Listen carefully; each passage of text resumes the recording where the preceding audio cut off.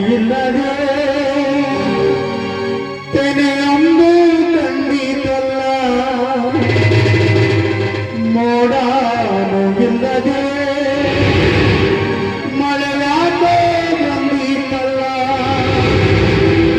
ಭತ್ತದ ಒಳಗು ಮತ್ತಿನ ಹರೈತೆ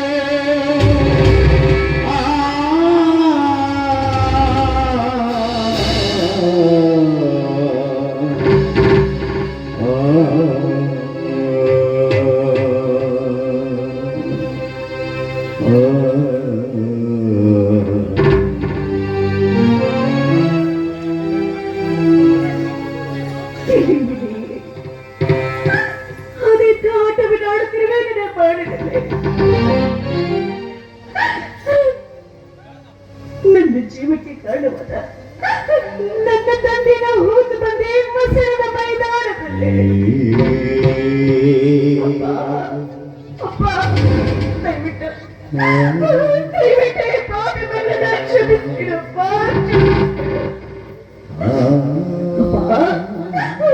ನೀವು ನನ್ನ ಬಗ್ಗೆ ತಪ್ಪಾಗಿ ತಿಳ್ಕೊಂಡಿದ್ದೀರಪ್ಪ ನೀವು ತಿಳ್ಕೊಂಡಾಗೆ ಪರಪುರುಷರ ಸಂಗಮನ ಮಾಡಿದವಳೆಲ್ಲ ನಿಮ್ಮ ಮಗಳು ಮುಂದೊಂದು ದಿನ ನನ್ನ ಕರಳಿಗೆ ತಾಳಿ ಕೈತಿರಂತ ಹೇಳಿದ ನನ್ನ ಭಾವನೆಗೆ ನನ್ನ ದೇಹವನ್ನು ಅರ್ಪಿಸಿದ್ದೇನೆ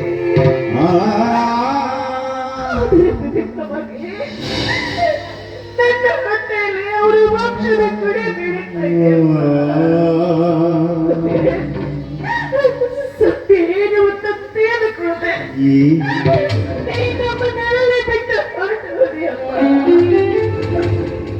ನಾನು ಪಾಪಿಯಪ್ಪ ನಾನು ಮಹಾಪಾಪಿ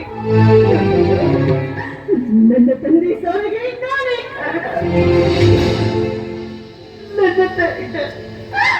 ನನ್ನ ತಾಯಿನ ಈ ಭೂಮಿ ಮೇಲೆ ಬದುಕಲಿ ಅದೊಂದು ಕಡೆ ಆದ್ರೆ ನನ್ನ ಕೈ ಹಿಡಿದ ಮಾತು ಕೊಟ್ಟ ಟ್ರೈನಿಗೆ ಹೋದ ನನ್ನ ಸಂಗಮೇಶ್ ಬಾಬಾ ಅವರು ಕೂಡ ನನಗೆ ದೂರವಾಗಿ ಹೋದ್ರಲ್ಲ ಹೀಗಿನಾಗಿರ್ಬೇಕಾದ್ರೆ ಹೀಗೆ ಹೋಯಿನ ಸಂಕಟವನ್ನ ನಾನು ಯಾರು ಮುಂದೆ ಅಂತ ಹೇಳಿ ನಾಳೆ ಏನಾದ್ರು ಈ ಮಗುವಿಗೆ ನಾನು ಜನ್ಮ ನೀಡಿದ್ರೆ ನಾಳೆ ಯಾಕಂದ ಅಮ್ಮ ನಮ್ಮಪ್ಪ ಎಲ್ಲಿ ಅಂತ ಕೇಳಿದ್ರೆ ನಾನು ಮಗುವಿಗೆ ಏನು ಅಂತ ಲೋಕದಲ್ಲಿ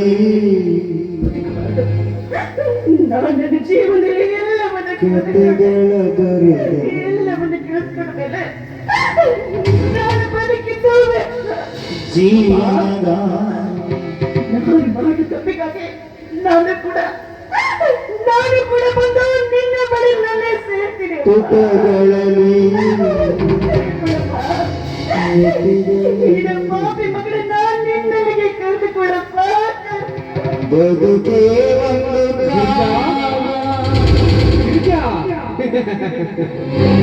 ನೋಡ್ ಗಿರ್ಜಾ, ಸಮಾಜ ನಿನ್ನಂತ ಜಾರಿದ ನಾರಿಗೆ ಕೊಡುವ ಶಿಕ್ಷೆ ಅಂದ್ರೆ ಅದು ಆತ್ಮಹತ್ಯೆ. ಗಿರ್ಜಾ, ನೀನು ಹೊತ್ತು ಗರ್ಭವೇ ಸಾರಿ ಹೇಳ್ತಾ ಇದೆ ನೀನು ಎಂತವಳು ಅಂತ. ನೀನು ಯಾರಿಗಾಗಿ ಬದುಕ್ತೀಯ? ತಂದೆ ಇಲ್ಲ, ತಾಯಿ ಇಲ್ಲ. ನಿನ್ನ ಗರ್ಭಕ್ಕೆ ಕಾರಣನಾದ ಆ ನಿನ್ನ ಸಂಗಮೇಶನ ಮಾವನಿಗಾಗಿಯೇ? ಇಲ್ಲ ಇಲ್ಲ, ಯಾರಿಗಾಗಿಯೂ ಇಲ್ಲ. ಗಿರ್ಜಾ, ನಿನಗೆ ಉಳಿದಿರೋದು ಅಂದ್ರೆ ಆತ್ಮಹತ್ಯೆ. ಆತ್ಮಹತ್ಯೆ ಆತ್ಮಹತ್ಯೆ ಗಿರ್ಜಾ, ಆತ್ಮಹತ್ಯೆ. ಆತ್ಮಹತ್ಯೆ ನನ್ನಂತ ಪಾಪಿಗೆ ಉಳಿದಿರೋದು ಒಂದೇ ಒಂದು ದಾರಿ, ಅದು ಅಂತ ನನ್ನಂತ ನನ್ನ ದೃಷ್ಟಿಯಿಂದ ಈ ಭೂಮಿ ಮೇಲೆ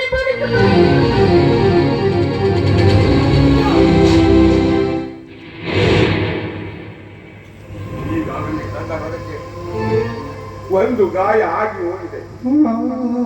ಆ ಗಾಯ ಮಾಸುವ ಮೊದಲೇ ಆ ಗಾಯದ ಮೇಲೆ ಬರೆಯುವುದು ಮತ್ತೊಂದು.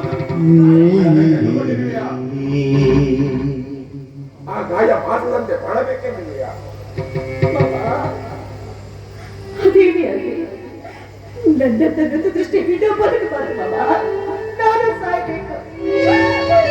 ನನಗೆ ಬದುಕೋದಕ್ಕೆ ಯಾವ ಯೋಚನೆಯೂ ಇಲ್ಲ. ಬಿಟ್ಬಿಡಿ. ನನ್ನನ್ನ ಬಿಟ್ಬಿಡಿ ಮಾವ.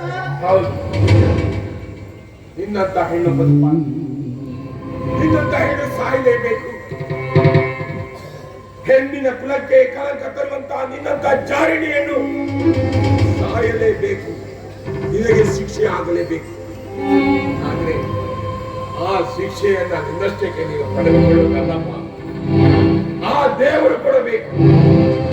ಆದರೂ ನೀನು ಸತ್ತು ಹೋತೆ ಅಂತ ಹೇಳ್ತಾ ಇದೆಯಲ್ಲ, ಸತ್ತು ಆಗು.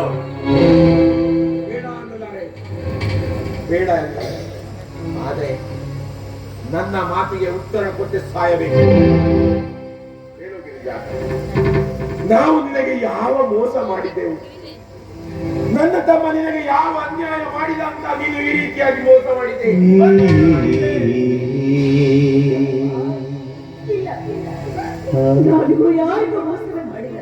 ಅಷ್ಟೇ ನಿಮ್ಮ ತಮ್ಮ ಕೂಡ ಯಾವ ಅನ್ಯಾಯವನ್ನು ಮಾಡಿಲ್ಲ ಮಾವ, ಮಾಡಿಲ್ಲ. ಮಾಡಿಲ್ಲ ಅಂದರೆ ಯಾರು ನಂಬುತ್ತಾರೆ ಗಿರಿಜಾ? ಯಾರು ನಂಬುತ್ತಾರೆ? ಇನ್ನು 6 ತಿಂಗಳಲ್ಲಿ ನನ್ನ ತಮ್ಮನ ಧರ್ಮ ಪತ್ನಿ ಆಗಬೇಕಿದ್ದ ನೀನು ಯಾರಿಗೋ ಮಕ್ಕಳಿಗೆ ತಾಯಿ ಆಗ್ತಾ ಇದೀಯಾ?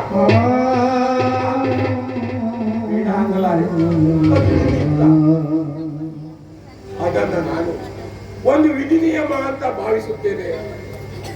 ನಿನ್ನ ಸಹವಾಸವೇ ಬೇಡ ಅಂತ ನಿನ್ನ ತಂದೆ ಎದೆ ಒಡೆದುಕೊಂಡು ಸತ್ತು ಹೋದ. ಇದು ನನ್ನ ತಮ್ಮನನ್ನ ದೇವರು ಕೈಸ್ಕೊಂಡ್ಬಿಟ್ಟ.